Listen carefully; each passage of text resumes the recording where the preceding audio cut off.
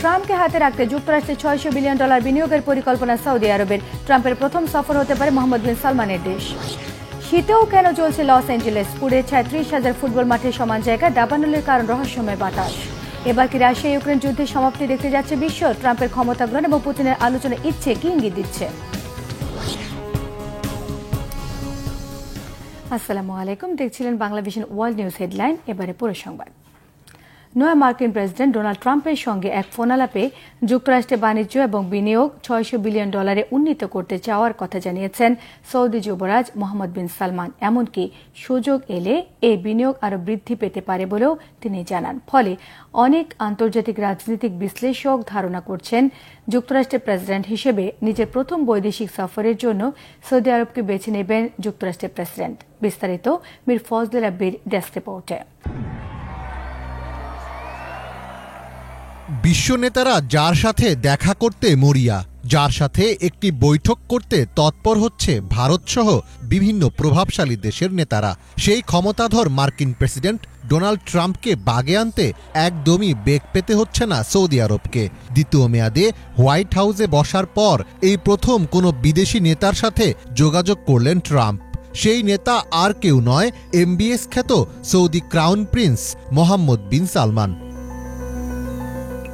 যুক্তরাষ্ট্রে আগামী 4 বছরে নিজেদের বাণিজ্য ও বিনিয়োগ $600 বিলিয়ন উন্নীত করতে চায় সৌদি আরব। সম্প্রতি দেশটির সদ্য দায়িত্ব নেওয়া প্রেসিডেন্ট ডোনাল্ড ট্রাম্পের সঙ্গে এক ফোন আলাপে এমন পরিকল্পনার কথাই জানিয়েছেন সৌদি যুবরাজ মোহাম্মদ বিন সালমান। ফোন আলাপে মোহাম্মদ বিন সালমান আগামী দিনগুলোয় যুক্তরাষ্ট্রে সৌদির বিনিয়োগ ব্যাপকভাবে বাড়ানোর কথা ট্রাম্পকে বলেছেন। এমনকি সুযোগ আসলে এই বিনিয়োগ আরও বৃদ্ধি পেতে পারে বলেও জানিয়েছেন তিনি। তবে এই $60,000 কোটি সরকারি নাকি বেসরকারি খাত থেকে আসবে সে ব্যাপারে বিস্তারিত বলা হয়নি। জবাবে ট্রাম্প কি বলেছেন তা জানা যায়নি। তবে মিডল ইস্ট মনিটরের এক প্রতিবেদনে বলা হয়েছে ট্রাম্প প্রথম বিদেশ সফরের জন্য সৌদি আরবকেই বেছে নিতে পারেন। ওভাল অফিসে এক সংবাদ সম্মেলনে ট্রাম্প বলেন, আমি গতবার সৌদি আরব সফরে গিয়েছিলাম কারণ তারা $450 বিলিয়ন পণ্য কিনতে রাজি হয়েছিল। আমি আবার সৌদি সফরে যাব, তবে সৌদি আরবকে বিনিয়োগের পরিমাণ $600 বিলিয়ন থেকে $1 ট্রিলিয়ন করার আহ্বান জানান Trump. As you know, 4 years ago, we did $450 billion, meaning the money all goes to American companies, and 600, I'll ask them for $1 trillion. এর আগে 2017 সালে যখন প্রথম দফায় যুক্তরাষ্ট্রের প্রেসিডেন্ট হন ট্রাম্প, সেবারও তার প্রথম বিদেশ সফর ছিল সৌদিতেই। বিশেষ করে ক্রাউন প্রিন্সের সঙ্গে ট্রাম্পের সম্পর্ক ছিল দহরম মহরম। ট্রাম্পের সৌদি আরব সফরে সেই সম্পর্ককে আরও জোরালো করেন দুই নেতা। ট্রাম্পকে অভূতপূর্ব সংবর্ধনা দেওয়া হয় সৌদি আরবে, যেখানে ট্রাম্পকে তরবারি হাতে বিশেষ সোর্ড ড্যান্স দিতেও দেখা যায়।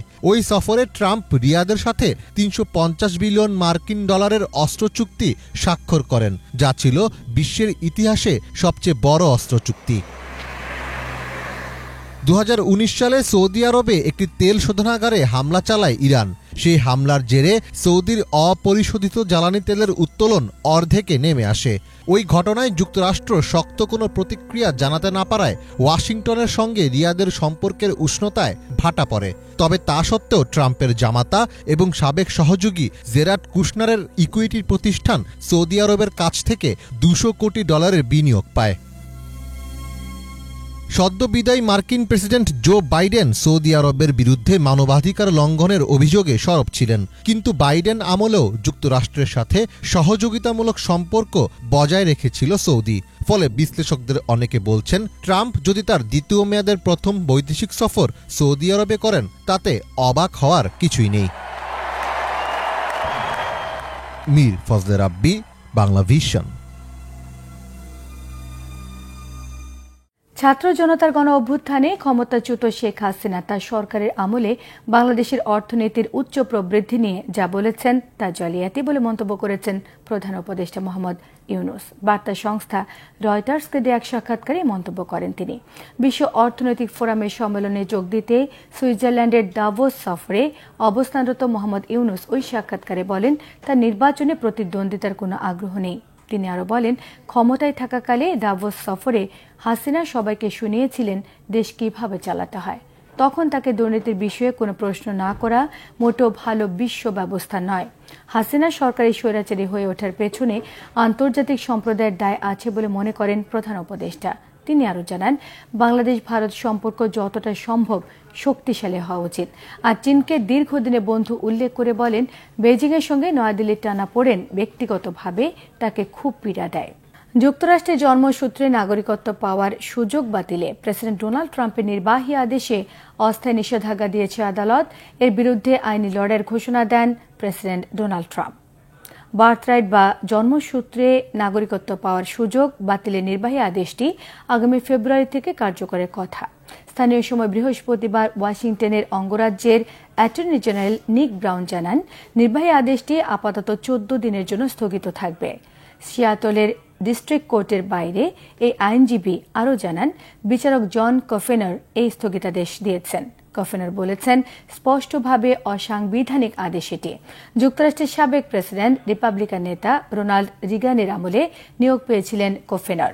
এই আদেশ কার্যকর হলে যুক্তরাষ্ট্রে সন্তান ভূমিষ্ঠের ওপর ভর করে অবৈধ অভিবাসীদের নাগরিকত্ব পাওয়ার সুযোগ বন্ধ হয়ে যাবে। সেই সঙ্গে অভিবাসীদের নিবন্ধনহীন শিশুদের নাগরিকত্ব বাতিল হবে। 20 জানুয়ারি ট্রাম্প প্রেসিডেন্ট হিসেবে শপথের পর সই করা এক গুচ্ছ নির্বাহী আদেশের মধ্যে জন্মসূত্রে নাগরিকত্ব পাওয়ার সাংবিধানিক অধিকারটিও বাতিল করা হয়। এর নিন্দায় মামলা করেছে 22টি অঙ্গরাজ্য, 2টি শহর আর একাধিক মানবাধিকার সংস্থা। একে অসাংবিধানিক আর বেআইনি উল্লেখ করেছেন ক্যালিফোর্নিয়ার অ্যাটর্নি জেনারেল রব বোন্টা। গত কয়েক মাস ধরে বৃষ্টিপাতের পরিমাণ মাত্রাতিরিক্ত হ্রাস পাওয়ায় চরম খরায় ভুগছে যুক্তরাষ্ট্রের ক্যালিফোর্নিয়া স্টেটের দক্ষিণাঞ্চল। এর জেরে সম্প্রতি অঙ্গরাজ্যটি লস অ্যাঞ্জেলেসে ইতিহাসের সবচেয়ে ভয়াবহ দাবানলে পুড়ে ছাই হয়ে গেছে 12,000 ঘরবাড়ি এবং স্থাপনা। বাতাসের গতি কমতে থাকায় নিয়ন্ত্রণে এসেছিল 10 দিনেরও বেশি সময় ধরে চলা আগুনের তাণ্ডব। এর মধ্যেই নতুন করে শুরু হয়েছে হিউজ ফায়ার নামের ভয়াবহ দাবানল। বুধবার ক্যাস্টেক লেকের আশপাশের পাহাড়ি অঞ্চলে প্রায় 38 বর্গ কিলোমিটার এলাকা জুড়ে ছড়িয়ে পড়ে আগুন। শীতের মৌসুমেও লস অ্যাঞ্জেলেসে কেন এত বেড়েছে দাবানলের তীব্রতা? হাফিজুল ইসলামের ডেস্ক রিপোর্টে থাকছে বিস্তারিত।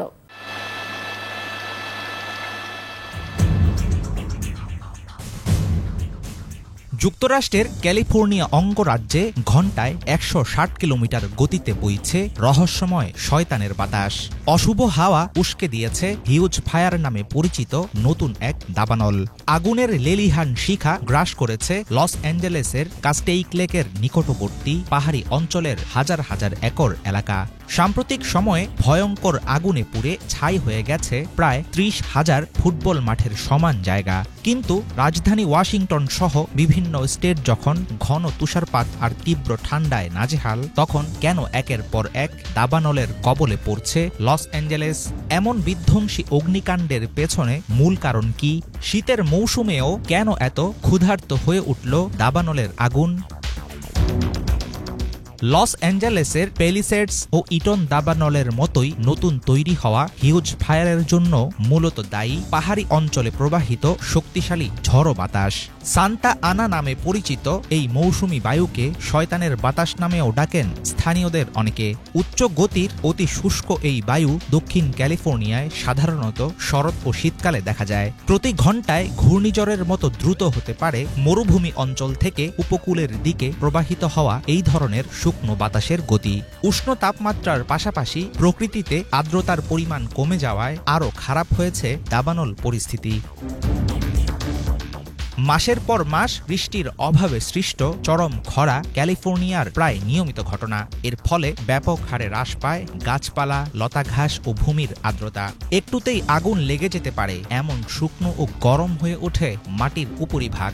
অতীতে একটি নির্দিষ্ট মৌসুমে দাবানল দেখা গেলেও জলবায়ুর উষ্ণতা বৃদ্ধির কারণে এখন শীতকাল সহ প্রায় বছর জুড়েই দেখা যায় আগুনের তাণ্ডব। বর্তমানে অঙ্গরাজ্যটির পূর্বাঞ্চলীয় এলাকাগুলোতে চলছে খরার দাপট। বিপজ্জনকভাবে কমে গেছে পানির পরিমাণ। হুমকির মুখে আছে কৃষিজমি ও সেখানকার লক্ষ লক্ষ বাসিন্দা। এর সাথে দাবানলের পরিমাণ বেড়ে যাওয়ায় মাত্রা ছাড়িয়েছে ভোগান্তি। ক্যালিফোর্নিয়ার বন ও অগ্নি সুরক্ষা বিভাগের দেয়া তথ্য অনুসারে বর্তমানে গোটা অঞ্চলে জ্বলছে কম করে হলেও 3টি বড় দাবানলের আগুন। প্যালিসেডস, ইটন ও হিউজ ফায়ার। প্রথম দুটি দাবানলের মতো হিউজ ফায়ারও দেখিয়েছে ভয়ঙ্কর চেহারা। এছাড়াও লাইলাক, ক্লে, সেপুলভেদা এবং সেন্টার নামের 4টি ছোট ছোট দাবানল কাছাকাছি সময়ে রাজ্য জুড়ে পুড়িয়ে দিয়েছে একের পর এক জমি। আগুনের ছড়িয়ে পড়া দমানো গেলেও এই অঞ্চলে দাবানল একেবারে থামানো সম্ভব না। সেক্ষেত্রে পরিস্থিতি সামাল দিতে আগাম প্রস্তুতি নেয়ার কথা এখনই ভাবার পরামর্শ দিয়েছেন বিশেষজ্ঞরা। শুকনো বনাঞ্চল অথবা পাহাড়ি এলাকায় মাত্রাতিরিক্ত উত্তাপের কারণে খুব ছোট আকারে আগুন শুরু হলেও ঘন ঝোপঝাড় ও শুষ্ক লতাঝোপের কারণে একসময় নিয়ন্ত্রণের বাইরে চলে যায় পরিস্থিতি। বৈরী আবহাওয়ার কারণে গত কয়েক বছর ধরে ক্রমেই বাড়ছে ক্যালিফোর্নিয়ার বিভিন্ন অঞ্চলের উষ্ণতা। এর জেরে পাল্লা দিয়ে বেড়েছে দাবানলের সংখ্যা। বছর জুড়ে প্রাকৃতিক অগ্নিকাণ্ডের পরিমাণ এভাবে বাড়তে থাকলে যুক্তরাষ্ট্রের জন্য এটি হয়ে উঠবে দীর্ঘস্থায়ী ক্ষতির কারণ। হাফিজুল ইসলাম, বাংলা ভিশন। যুক্তরাষ্ট্রের অবৈধ অভিবাসী তাড়াতে সচেষ্ট হয়ে উঠেছেন প্রেসিডেন্ট ডোনাল্ড ট্রাম্প। এর মধ্যে বিভিন্ন শহরে অভিযান চালিয়ে 538 জন নথিপত্রবিহীন অভিবাসীকে গ্রেফতার করে যুক্তরাষ্ট্রের অভিবাসন এজেন্টরা। বৃহস্পতিবার এই অভিযানের তথ্য জানিয়ে সামাজিক যোগাযোগ মাধ্যম এক্সে একটি পোস্ট শেয়ার করে যুক্তরাষ্ট্রের ইমিগ্রেশন অ্যান্ড কাস্টমস এনফোর্সমেন্ট। তারা জানান, নথিপত্রবিহীন গ্রেফতারকৃতদের মধ্যে 165 জন অবৈধ অভিবাসী আগে থেকে বিভিন্ন অপরাধমূলক কর্মকাণ্ডের সঙ্গে জড়িত। অনেকদিন ধরে এদের গ্রেফতারের জন্য খোঁজ চালাচ্ছিল কর্তৃপক্ষ। বাকি 337 জনকে কোন রকম মামলা ছাড়ে আটকে রাখা হয়। এর মধ্যে অভিবাসী তাড়াতে যে সকল শহর অভিযান চালানো হয় তার মধ্যে আছে Washington, Philadelphia, Boston, Atlanta, Miami সহ একাধিক শহর। এমনকি গির্জা স্কুলেও অভিবাসী খুঁজতে তল্লাশি চালানো হয়েছে। ট্রাম্প প্রশাসন আইসিইর কর্মকর্তাদের অনুমতি দেওয়ার 2 দিন পর এই অভিযান চালানো হলো। ইউক্রেন যুদ্ধ নিয়ে যুক্তরাষ্ট্রের সঙ্গে আলোচনায় বসতে রাজি রাশিয়া। যুক্তরাষ্ট্রের নিষেধাজ্ঞা সংক্রান্ত হুমকির পর এমনটি জানিয়েছেন রুশ প্রেসিডেন্ট ভ্লাদিমির পুতিনের মুখপাত্র দিমিত্রি পেসকভ। প্রেসিডেন্ট হিসেবে শপথ নিয়ে ট্রাম্প ঘোষণা দেন, যুদ্ধ বন্ধ করতে ব্যর্থ হলে রাশিয়ার ওপর উচ্চ শুল্ক এবং আরও নিষেধাজ্ঞা আরোপ করা হবে। এছাড়া ট্রাম্প মনে করেন, রাশিয়া ইউক্রেন যুদ্ধ বন্ধ করতে পারে তেল উৎপাদনকারী মধ্যপ্রাচ্যের একটি দেশ। শহীদ আরাফাতের ডেস্ক রিপোর্ট। এবার রাশিয়া ইউক্রেন যুদ্ধের সমাপ্তি দেখতে যাচ্ছে বিশ্ব। বিশ্লেষকরা এমনই ইঙ্গিত দিচ্ছেন। বলছেন, জো বাইডেন আমলে রুশ প্রেসিডেন্ট ভ্লাদিমির পুতিন ইউক্রেন যুদ্ধ নিয়ে আলোচনার ব্যাপারে খুব বেশি নমনীয় ছিল না। কিন্তু ডোনাল্ড ট্রাম্প মার্কিন প্রেসিডেন্ট হিসেবে শপথ নেওয়ার পর মাত্র 3 দিনের ব্যবধানে অন্তত 2 বার আলোচনার ব্যাপারে আগ্রহ দেখিয়েছে রাশিয়া। শপথের দিন ট্রাম্পকে অভিনন্দন জানিয়ে আলোচনার ব্যাপারে আশাবাদ ব্যক্ত করেন রুশ প্রেসিডেন্ট ভ্লাদিমির পুতিন। আর বৃহস্পতিবার পুতিনের মুখপাত্র বললেন, যুক্তরাষ্ট্রের সাথে ইউক্রেন নিয়ে আলোচনা করবে রাশিয়া, তবে আলোচনা হতে হবে যুক্তিসঙ্গতভাবে। নবনির্বাচিত প্রেসিডেন্ট হিসেবে শপথ নিয়েই বিশ্ব অর্থনৈতিক ফোরামে ট্রাম্প বলেন, প্রেসিডেন্ট পুতিনের সঙ্গে দেখা করে ইউক্রেন যুদ্ধের অবসান ঘটাতে হবে। এই যুদ্ধে লাখ লাখ জীবন নষ্ট হচ্ছে। ট্রাম্প বলেন, পুতিন তার সাথে দেখা করতে চান। ইউক্রেন প্রেসিডেন্ট ভলোদিমির জেলেনস্কিও যুদ্ধ শেষ করতে চান। এরপরও যদি যুদ্ধ বন্ধে পুতিন ব্যর্থ হন, রাশিয়ার উপর উচ্চ শুল্ক ও আরও নিষেধাজ্ঞা আরোপ করার হুঁশিয়ারি দেন ট্রাম্প। রাশিয়া বলছে, যুক্তরাষ্ট্রের নিষেধাজ্ঞার বিষয়টি নতুন কিছু নয়। রাশিয়া আলোচনার জন্য রাজি, তবে আগে ট্রাম্পের শর্ত জানতে চায়। বিশ্ব অর্থনৈতিক ফোরামে ট্রাম্প আরও বলেন, রাশিয়া এবং ইউক্রেনের যুদ্ধ নিমিষে বন্ধ করতে পারে পশ্চিম এশিয়ার তেল উৎপাদনকারী দেশগুলো। বলেন, সৌদি আরব ও খনিজ তেল রপ্তানিকারক অন্য দেশগুলোর উচিত অবিলম্বে তেলের দাম কমিয়ে আনা। তাহলে রাশিয়া এবং ইউক্রেনের মধ্যে যুদ্ধ বন্ধ হয়ে যাবে। রাশিয়ার পক্ষ থেকে বলা হয়েছে, তেলের দামে কিছুই আসা যায় না। এটি নির্ভর করবে উভয় পক্ষের আলোচনার ভিত্তি এবং শান্তি চুক্তি সংক্রান্ত প্রস্তাবের ওপর। Shahid Arafat, Bangla Vision, news desk.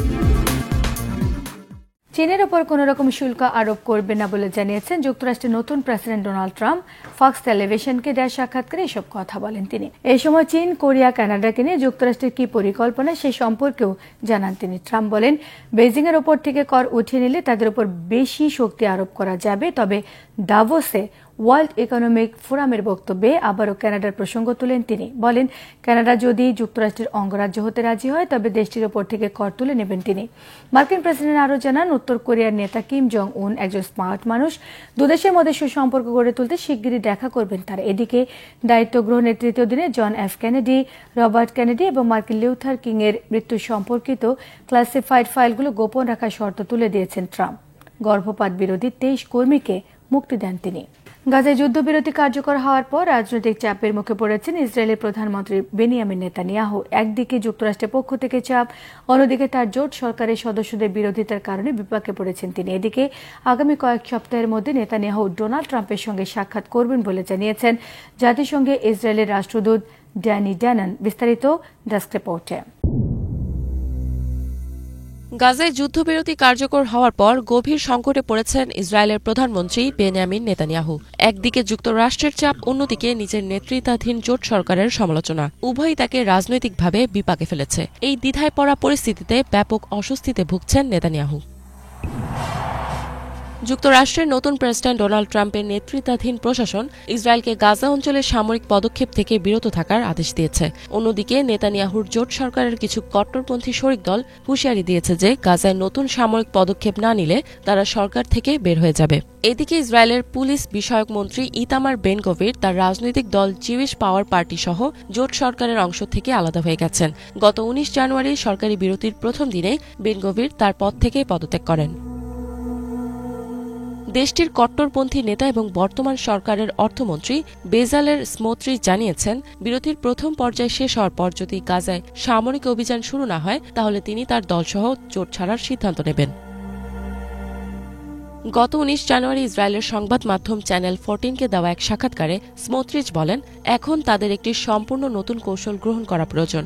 Gaza দখল করা, সেখানে সামরিক আইন প্রবর্তন করা এবং প্যালেস্টিনিয়ানদের অন্য দেশে স্থানান্তরিত হওয়ার জন্য উদ্বুদ্ধ করা এবং সর্বোপরি নিজেদের বিজয় নিশ্চিত করা। এদিকে মধ্যপ্রাচ্যের ট্রাম্পের বিশেষ দূত স্টিভ উইটকফ বুধবার জানিয়েছেন, গাজায় যুদ্ধবিরতির বিষয়ে তিনি সর্বোচ্চ গুরুত্ব দিচ্ছেন। তার মতে এই যুদ্ধবিরতি ধাপে ধাপে প্রথম স্তর থেকে দ্বিতীয় এবং পরবর্তীতে তৃতীয় বা শেষ স্তরে পৌঁছাতে হবে। পাশাপাশি গাজা থেকে সকল সেনা প্রত্যাহারের প্রয়োজনীয়তার উপরও জোর দেন তিনি। ইসরায়েলের শালম হার্টমান ইনস্টিটিউটের রাজনৈতিক বিশ্লেষক আমোৎস আজা এল রয়টার্সকে বলেন, ট্রাম্প প্রশাসন ও তার ইসরায়েলি জোট সমর্থকদের চাপে পড়ে বেকায়দায় রয়েছেন নেতানিয়াহু। তার নেতৃত্বাধীন জোট সরকার বর্তমানে অত্যন্ত অসামঞ্জস্যপূর্ণ অবস্থায় রয়েছে এবং যে কোনো মুহূর্তে এটি ভেঙে পড়তে পারে। 2023 সালে গাজায় সামরিক অভিযান শুরু করে ইসরায়েলি বাহিনী। প্রায় 15 মাসের লড়াই এবং সংঘাতের পর অবশেষে যুদ্ধবিরতি চুক্তিতে পৌঁছায় উভয় পক্ষ। ইসরায়েলের প্রধানমন্ত্রী বেনিয়ামিন নেতানিয়াহু আগামী কয়েক সপ্তাহের মধ্যে যুক্তরাষ্ট্রের প্রেসিডেন্ট ডোনাল্ড ট্রাম্পের সাথে সাক্ষাৎ করবেন বলে জানিয়েছেন জাতিসংঘে ইসরায়েলের রাষ্ট্রদূত ড্যানি ড্যানন। তিনি আশা করছেন এই বৈঠকে গাজায় যুদ্ধবিরতি এবং ইসরায়েলি বন্দীদের মুক্তির বিষয়েও আলোচনা হবে। ইসরায়েলের রাষ্ট্রদূত মাইকেল হারজগ মার্কিন যুক্তরাষ্ট্রে ইসরায়েলি আর্মি রেডিওকে জানিয়েছেন, বর্তমান সময়ে ইসরায়েল ও যুক্তরাষ্ট্র দক্ষিণ লেবানন থেকে ইসরায়েলি বাহিনী প্রত্যাহারের বিষয়ে আলোচনা করছে। তবে ইসরায়েলি মিডিয়া জানাচ্ছে যে ইসরায়েল এই প্রত্যাহার স্থগিত করার পরিকল্পনা করছে। হারজগ আরও বলেন, তিনি বিশ্বাস করেন যে ইসরায়েল ও ট্রাম্প প্রশাসন লেবানন সংক্রান্ত একটি সমঝোতায় পৌঁছাবে, যদিও এ বিষয়ে আর বিস্তারিত কিছু জানাননি তিনি। ইফাত জাহান, বাংলাভিশন। এই ছিল আজকের মতো। সঙ্গে থাকায় সবাইকে ধন্যবাদ।